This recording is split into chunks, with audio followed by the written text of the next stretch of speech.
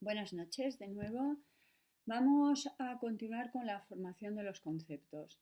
Hemos visto que para que haya conocimiento se necesita un concepto y una experiencia, una intuición, una sensación. Utilizo las tres palabras como sinónimos. Y entonces, las percepciones ya lo hemos tratado en el apartado anterior. Ahora la cuestión es de dónde vienen nuestros conceptos. Vamos a ver una teoría que se opone justamente a la teoría de la reminiscencia de Platón. Platón, como ya sabemos de la primera evaluación, pensaba que el ser humano nacía con ciertas ideas. ¿De dónde vendrán mis ideas? Pues para Platón no lo tengo que explicar de dónde vienen, porque se supone que el ser humano ya nace y en su alma ya tiene esas ideas, ¿de acuerdo? Entonces, como yo supongo que esta teoría de que nacemos con ideas, porque el alma, que es inmortal, ha estado en el mundo de las ideas, ha contemplado las ideas, ha intuido las ideas y por eso las tenemos desde el nacimiento. Como esta teoría yo sospecho que nos convence, vamos a ver otra. La teoría que vamos a ver supone que nuestros conceptos proceden de la experiencia, ¿no? Pero, cuidado, esta teoría nos puede explicar de dónde vienen conceptos como verde, ¿vale? Yo tengo la experiencia de el verde de las hojas de los árboles, pero obviamente hay conceptos que tiene el ser humano que no proceden de la experiencia. Por ejemplo, Dios. Yo no tengo la experiencia de Dios, por lo tanto no puedo decir que a partir de mi experiencia de Dios, por eso he formado el concepto de Dios. Y me podéis decir, bueno, pero es que Dios no existe y el concepto de Dios es un invento humano. Vale, pero ¿qué pasa con un concepto como la igualdad? Cuando nosotros decimos que todos somos iguales y que todos tenemos derechos, ¿de dónde viene esa concepción de igual? Porque no hay dos cosas iguales. Pensad que no hay dos hojas iguales, que no hay dos personas físicamente iguales, por lo tanto, no es a partir de la experiencia que yo he formado mi concepto de igualdad. Bien, vamos a tratar de la teoría de la abstracción. Abstraer significa sacar, extraer algo y dejar el resto. Si a mí me sacan una muela, esperemos que no, pero si me sacaran una muela sería una extracción, ¿no? Entonces, igual que se puede extraer una muela de la boca de una persona, también podemos hacer abstracción. Obviamente no es doloroso, lo hacemos constantemente, somos capaces de hacerlo sin darnos cuenta, pero como veis, lo que estamos haciendo es separar, ¿de acuerdo? Si me voy al diccionario de la Real Academia, veré que abstraer es separar por medio de una operación intelectual un rasgo o cualidad de algo para analizarlo aisladamente o considerarlo en su pura esencia o noción. Cuando veo una cosa, yo me puedo, a partir de esa experiencia, lo que puedo hacer es esa operación intelectual, quedarme con una cualidad o con la esencia de mi ejemplo predilecto, muy manido, de la mesa verde, me puedo quedar con verde o me puedo quedar con mesa, una cualidad o la esencia.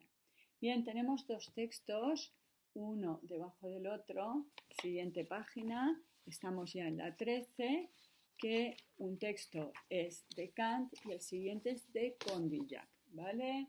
Entonces, ¿qué nos dice Kant? Miro, por ejemplo, un pino, un sauce y un tilo. Comparando primero estos diferentes objetos entre sí, observo que se diferencian unos de otros en relación al tronco, las ramas y hasta las hojas, etc. Pero si no fijo luego la atención más en lo que tienen en común, el tronco, las ramas y hasta las hojas, y hago abstracción de su tamaño, de su figura, etc., formo entonces la noción, concepto de árbol. ¿Y qué nos dice Condillac, que es un autor que le hemos dedicado menos tiempo porque Kant ya nos debería sonar? ¿Qué nos dice Condillac? Un niño llamará árbol imitándonos al primer árbol que le mostremos y para él será el nombre de un individuo. Sin embargo, si se le enseña otro árbol, no se le ocurrirá preguntar su nombre. Le llamará árbol también y hará un nombre común a dos individuos. Lo hará igualmente con 3, con 4 y finalmente lo extenderá a todas las plantas que le parezcan tener alguna semejanza con los primeros árboles que vio. Incluso lo hará tan general que llamará árbol a todo lo que nosotros llamamos planta. Naturalmente se inclina a generalizar, porque le es más cómodo servirse de un nombre que él ya conoce que aprender uno nuevo. Así pues, generaliza sin haber formado el propósito de hacerlo y sin saber que generaliza. Así es como una idea individual se convierte en general, con frecuencia incluso se generaliza demasiado, y esto ocurre siempre que confundimos cosas que hubiera sido necesario distinguir. Bien, tenemos dos textos que nos hablan de la abstracción y casualmente nos ponen el mismo ejemplo, el árbol. ¿De dónde viene nuestro concepto de árbol? Bien, ¿cómo lo explica Kant? Kant lo describe como un proceso en el cual comparamos tres árboles distintos. Los ejemplos son un pino, un sauce y un tilo. Los comparo, miro qué tienen en común, me quedo con lo que tienen en común y me olvido lo que tienen diferente. Bueno, pues a lo mejor el color de verde de los tres árboles es distinto, pero sí que hay ciertas cosas que tienen en común. Tienen tronco, tienen ramas, tienen hojas. 2. ¿Cómo describe el segundo texto el proceso de abstracción? Condillac. Bueno, ya vemos que nos habla de un niño que aprende la palabra árbol y esa palabra árbol la empieza a aplicar porque le es más cómodo aprender una palabra y empieza a decir árbol, árbol, árbol. Es más, dice Condillac que incluso se excede. Empieza a utilizar la palabra árbol para aquello que no es un árbol, que por ejemplo la planta de la maceta o el arbusto, hasta que alguien, un adulto, le dice, no, cariño, eso no es un árbol, eso es un árbol, pero eso es un arbusto. Es más, nos dice que esa tendencia natural que tenemos nos lo hacemos demasiado a menudo. Por ejemplo, los psicólogos consideran que de ahí viene el racismo. ¿Y por qué viene el racismo? Porque lo que tendemos es a generalizar. Somos vagos, cogemos un rasgo y ya, y nos quedamos con un rasguito y decimos todos los parecidos. Igual que si el niño dice que la planta en la maceta es un árbol porque es verde, pues nosotros tendemos porque es más cómodo, porque es más simple y más fácil. Bien, los dos procesos son incompatibles. Podemos conjugarlo, Condillac se contradice con Kant o podemos ver que realmente son compatibles. Realmente son compatibles porque nos están explicando cosas distintas. Kant es realmente el que nos está explicando el proceso de abstracción, pero en cambio Condillac nos está diciendo cómo adquirimos nuestros conceptos. A ver, no hace falta que yo, niño de 5 años, haga el proceso yo de abstracción para llegar al concepto de árbol. Me lo enseña papá y mamá y es mucho más cómodo. Ya, pero alguien puede decir, vale, tu papá lo aprendió de su papá y su papá lo aprendió de su papá. Pero ¿quién fue? ¿Cómo se hizo la primera vez? ¿Cómo se formó la primera vez el concepto? Así que Kant nos resuelve esa duda. Estos dos textos son interesantes porque nos muestran dos aspectos del concepto. Por un lado, su comprensión o connotación, que es el conjunto de características, notas que distingue un concepto, y por el otro, la extensión o denotación, es decir, el conjunto de individuos. Kant nos está diciendo, nos quedamos con lo común, dejamos lo que es diferente, ¿vale? La definición del diccionario. Condillac nos está diciendo, el niño aprende esto, es un árbol, es lo que llamamos la denotación, la extensión. Entonces, los dos textos nos muestran dos aspectos de los conceptos. ¿Cuál sería el concepto que tiene mayor extensión y menor comprensión? Pues obviamente el ser. Ya vimos al principio de curso que el ser fue un concepto favorito de los filósofos porque absolutamente todo es algo, de todo puedo decir algo. Lo que acabo de decir es una chorrada, ¿qué es? Una chorrada. Lo que acabo de decir es incomprensible, ¿qué es? Incomprensible.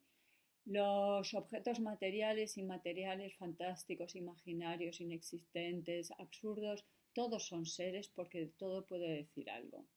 ¿Y cuál sería, en cambio, el concepto que tiene menor extensión y mayor comprensión? Pues obviamente sería el concepto que me permite describir un individuo. Y cuando queremos hablar de solo un individuo, ¿qué utilizamos? Un nombre propio, ¿verdad? Y no solo ponemos un nombre, a nuestros hijos tienen, además de nombre, tienen 2 apellidos. ¿Y por qué? Para hacerle que sea justamente diferente del resto, que no se confunda con el resto. Obviamente, como estáis viendo, cuanto a mayor extensión, menor comprensión, y cuanto mayor comprensión, menor extensión. El ser se puede decir de todo y en cambio mi amiga Ana Herreros Ferreira pues es única. No hay muchas Anas Herreros Ferreiras, no hay muchas Anas que nacieron en León, no hay muchas Anas que han tenido 3 hijos, no hay muchas Anas que han montado una editorial. Por lo tanto, es justamente uno solo, por lo tanto, tiene muy poca extensión porque se refiere a un individuo, pero tiene mayor comprensión porque está muy limitado, porque está muy detallado, ¿de acuerdo?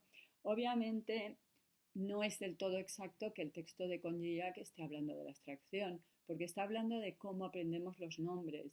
Y un nombre, un término, no es un concepto. Los conceptos no hay que confundirlos con los nombres.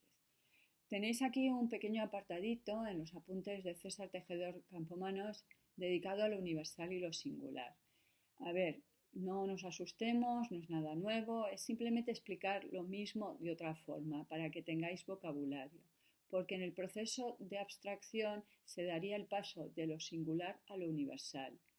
¿Qué nos dice Aristóteles? Puesto que unas cosas son universales y otras singulares, llama universal a lo que es natural que se predique sobre varias cosas y singular a lo que no.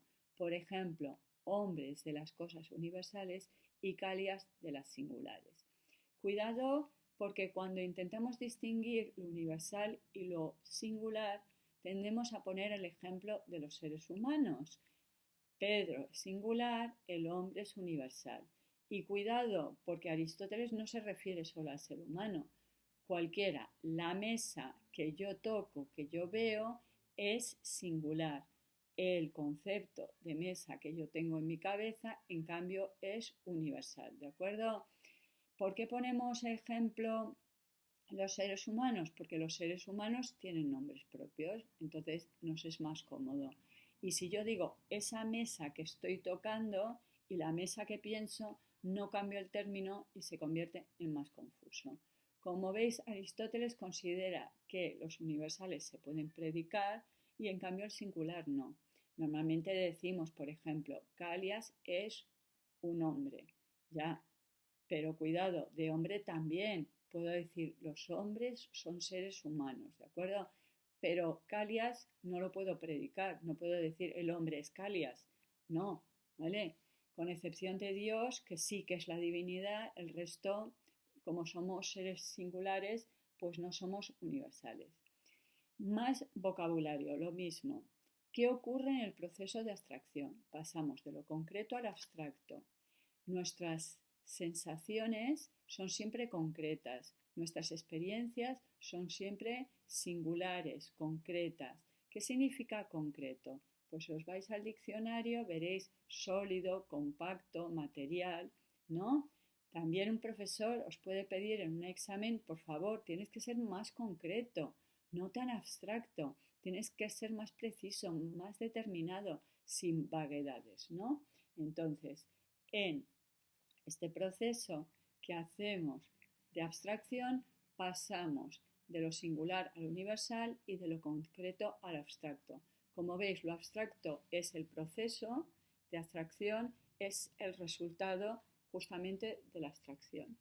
Vamos con las categorías. ¿Qué es esto de las categorías? Antes os decía que de Calias puedo predicar que es un hombre, pero de hombre puedo predicar a su vez que es el hombre un ser vivo. Vale, y de ser vivo puedo predicar algo. En este proceso de abstracción que cada vez es más general y cada vez va a más y abarca más, llegará un momento en que me tengo que parar. Esos son las categorías, ¿de acuerdo? Las categorías serían los conceptos más abstractos de todos, ¿de acuerdo? El término categoría tiene un origen jurídico. Originalmente era lo que se le acusaba. Al acusado se le puede acusar de asesino, de ladrón, de mentiroso, ¿de acuerdo? Es lo que digo de alguien. Pero cuidado, las categorías no eran de una persona, sino de todos los seres en este mundo. Yo puedo predicar, ¿de acuerdo? Puedo decir que Calias, Pedro, es un ser humano. Y puedo decir que la mesa es un mueble. Y voy ascendiendo en la abstracción hasta que llego a un límite, ¿de acuerdo? Tenemos un texto de Aristóteles donde nos pone ejemplos de las categorías. Cada una de las cosas que se dicen fuera de toda combinación o bien significan una sustancia o bien una cualidad, una cantidad, una relación, un lugar, un tiempo, una situación, una posesión, una acción, una pasión. Es sustancia, para decirlo con un ejemplo, hombre, caballo. Es cantidad de 2 codos, de 3 codos. Es cualidad, blanco, letrado. Es relación, doble, mitad, mayor. Es tiempo, ayer, el año pasado. Es lugar, en el liceo, en la plaza del mercado. Es situación, yace, está sentado. Es posesión, va calzado, va armado. Es acción, cortar, quemar. Es pasión, ser cortado, ser quemado. A ver, todas estas categorías son los predicados. Ya sabemos que Aristóteles consideraba que la ciencia tenía que ser juicios.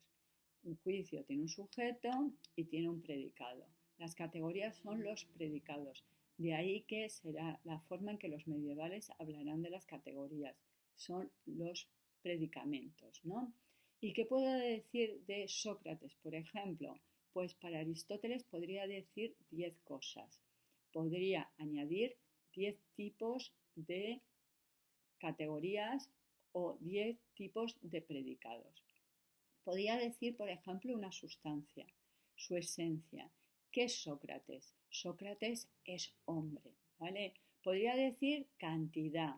A ver, lo de 2 codos, 3 codos es la forma en que medían los griegos, no muy exacta. No habían descubierto el metro. Vale, hoy en día diríamos que Sócrates es un señor de 1,5 metros, de 1,70 m o de 2 metros, ¿no? Nos parecería más razonable. Una cualidad, puedo decir que es listo, que es tonto, que es guapo, que es feo. Una relación, puedo decir que es el maestro de Platón. Un tiempo y un lugar. Y aquí es donde ya empieza la cosa a fallar. Y nos empieza a fallar porque este texto está escrito en griego y en castellano distinguimos ser de estar. Yo no diría que Sócrates es en Atenas. Yo diría que Sócrates está o estaba en el pasado en Atenas. Igual que no diría que este señor era un filósofo que es el siglo V antes de Cristo. Diría que este señor estaba en el siglo V antes de Cristo. Pero recuerdo que en otros idiomas europeos, como el inglés o el francés, sí que se utiliza el verbo ser. Vale, además de un espacio y un tiempo, puedo decir también una situación. Está sentado, de nuevo utilizamos el verbo estar, que está armado porque tiene alguna posesión, una acción, está hablando y está una pasión, está escuchando. ¿Vale? Os recuerdo que pasión no es, como entendemos, una emoción tan intensa que me lleva al tormento y la muerte. No, es simplemente la pasiva. ¿De acuerdo? Si nos vamos al diccionario de la Real Academia, que por cierto ha desaparecido de aquí, no sé por qué, veremos que las categorías son clases, ¿de acuerdo? Son grupos, son divisiones, son clasificaciones, esas son las categorías. Si vais al diccionario de la Real Academia aparecen las categorías aristotélicas y aparecen estas 10 nociones que son, hemos visto, la sustancia, la cantidad, la cualidad, la relación, la acción, la pasión, el lugar, el tiempo, la situación y el hábito. Pero también aparecen las categorías de Kant y esto puede dar mucho pie a confusión. Kant también tratará de las categorías, considera que son 12, no son 10 y no son las mismas. Por ejemplo, hablará de la categoría de la, iba a decir casualidad, no causalidad. Cuidado, que es una confusión muy corriente. Entonces, ni son las mismas ni son el mismo número. Y además hay una diferencia apreciable. Para Aristóteles, las categorías tienen una dimensión ontológica. Para Kant, no. ¿Qué quiere decir que tiene una dimensión ontológica? Quiere decir que para Aristóteles son reales. En la vida hay cantidades, hay cualidades, hay relaciones, hay tiempos y hay espacios. Para Kant, en cambio, las categorías son el modo en que el ser humano organiza la realidad. ¿Qué tienen en común y por qué Kant eligió llamar las categorías? Porque, como vemos, tanto las categorías aristotélicas como las categorías kantianas nos permiten ordenar. En un caso, ordenar la realidad, en otro caso, ordenar mi pensamiento. Pero hacer grupos, divisiones, me permite organizar y que mi cabeza no sea un verdadero caos. Os recuerdo que Aristóteles considera que los predicados son los accidentes. Y os recuerdo que esta palabra no es un suceso extraordinario, como, ay, es que esta mañana hubo un accidente de coche en mi barrio. No, los accidentes son aquello que se predica de un sujeto. Por lo tanto, las categorías son accidentes, accidentes que le acontece a un sujeto, ¿de acuerdo? Nos acordamos que cuando vimos la verdad, vimos que Aristóteles establece una relación entre el lenguaje y la realidad. Según Aristóteles, la realidad está compuesta de cosas que tienen propiedades. La mesa es verde. En el lenguaje aristotélico lo cuenta un poquito más complicado, un sustrato que tiene sus accidentes. ¿Y el lenguaje científico qué debería hacer? Bueno, pues debería formar juicios que están formados por un sujeto, el verbo ser y un predicado. Dicho de otra forma, sustancias que tienen categorías. Y si el lenguaje se corresponde con la realidad, ya vimos que entonces era verdadero. Si no se corresponde con la realidad, entonces no sería verdadero. Vamos con mi siguiente texto, que es de Michel Foucault y aparece en Las palabras y las cosas. ¿Qué nos dice Michel Foucault? Este libro nació de un texto de Borges, de la risa que sacude al leerlo todo lo familiar al pensamiento, al nuestro, al que tiene nuestra edad y nuestra geografía, transformando todas las superficies ordenadas y todos los planos que ajustan la abundancia de seres, provocando una larga vacilación e inquietud en nuestra práctica milenaria de lo mismo y lo otro. Este texto cita cierta enciclopedia china, donde está escrito que los animales se dividen en A, pertenecientes al emperador, B, embalsamados, C, amaestrados, D, lechones, E, sirenas, F, fabulosos, G, perros sueltos, H, incluidos en esta clasificación y que se agitan como locos, J, innumerables, K, dibujados con un pincel finísimo de pelo de camello, L, etc., M, que acaba de romper el jarrón, y N, que de lejos parecen moscas. Pertenece al idioma analítico de John Wilkins, Otras Inquisiciones, de la editorial Alianza, publicado en 1976 y la página 103. En el asombro de esta taxonomía, lo que se ve de golpe, lo que por medio del apólogo se nos muestra como encanto exótico de otro pensamiento, es el límite del nuestro, la imposibilidad de pensar esto. Quizá la palabra apólogo os resulte extraña, por lo tanto os indico que es una fábula, un breve relato ficticio. Vale, ¿qué es esto? Pues lo dice Michel Foucault. Él escribió Las palabras y las cosas porque leyó a Borges, que es un escritor argentino magnífico, y de la risa que sacude al leerlo todo lo familiar al pensamiento, de la risa que le entró. Obviamente esto es un chiste, pero es un chiste intelectual, no es aquí un chiste burdo, de esos de te meto el dedo en el ojo, no, es un poquito más pensado. Borges era un señor muy culto, Foucault es un gran filósofo, y entonces es una clasificación disparatada. ¿Y por qué es disparatada? Porque como dice Foucault, nos muestra la imposibilidad de pensar esto, nos muestra los límites de nuestro pensamiento. Obviamente está mal hecha, está mal hecho, pero de forma muy ingeniosa, está mal hecho, pero está muy bien pensado. ¿Y por qué? ¿Dónde está el fallo de esta clasificación de animales? Bueno, por ejemplo, que no es completa. Pensar en un animal y ver si lo podéis encajar en alguno de estos grupos. Y veréis que hay animales que no entran en ninguna categoría. Pues mal, lo hemos hecho mal. Dos, las partes deberían ser excluyentes. Por ejemplo, sirenas y animales fabulosos nos excluyen. La sirena tendría que ir en los dos, porque es un animal fabuloso, pero también la sirena es una sirena. Ha de realizarse según el mismo criterio. ¿Aquí hay criterio? Pues obviamente no hay. A ver, es disparatada, ¿de acuerdo? Y no debe hacerse hasta las partes mínimas, porque podríamos llegar al listín telefónico. Obviamente lo del listín telefónico ya no suena porque ya no tenemos listines telefónicos. Eso era antiguamente, para vosotros debe ser el Pleistoceno, cuando todos los años Telefónica llamaban a la puerta y daban dos listines, uno blanco y uno amarillo, lo que eran las páginas amarillas. Las páginas amarillas eran las empresas y el listín telefónico venían todos los teléfonos de todos los españoles por orden alfabético. Entonces no hacía falta que la gente te diera su número de teléfono, tú podías buscarlo y hombre, si tenía un apellido un poquito común, pues a lo mejor te encontrabas con 40 páginas de González, así que de poco te servía. Pero si tenía un apellido un poco original, mirabas y aparecía el número de teléfono. Bueno, es una anécdota sin importancia. ¿A qué voy?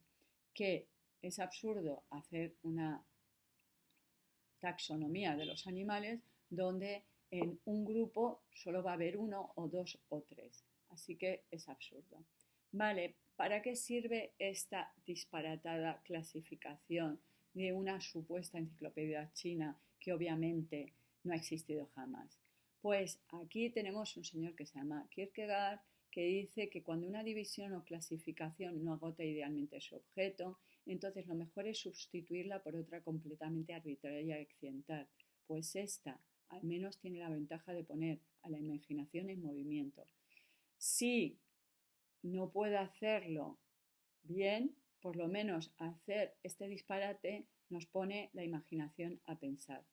Una clasificación aproximada no puede satisfacer a la razón y por otra parte no le dice nada a la fantasía. Aquí sí que nos lanzamos a la fantasía.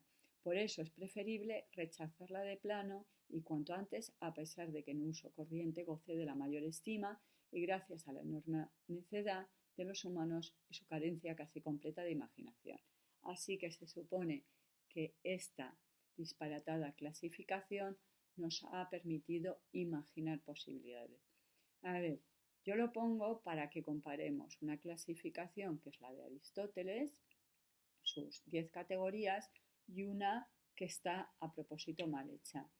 Para que quizá la de Aristóteles no nos convenza, no nos convence que el universo entero está dividido en cantidades, cualidades, sustancias, relaciones, acciones, pasiones, tiempos y espacios, pero al menos vemos la pretensión que pretendía hacer Aristóteles. Y para terminar, os muestro una verdadera, una en serio. Es el sistema de Linneo. Linneo era un biólogo y pretendió clasificar todos los animales. Os comenté a Linneo cuando vimos el tema del ser humano porque os decía lo mucho que le costó a este biólogo incluir el ser humano y es un intento de organizar toda la fauna y toda la flora en un sistema correcto, bien hecho, donde podemos meter insecto. ¿Dónde lo meto? ¿En cuál? Me he encontrado una ramita de una planta. ¿Dónde la meto? ¿En cuál? Mira, tengo un mamífero. ¿En qué grupito lo meto? Y esto sería, por lo tanto, una taxonomía para que tengamos un tercer modelo. Gracias. Hasta luego.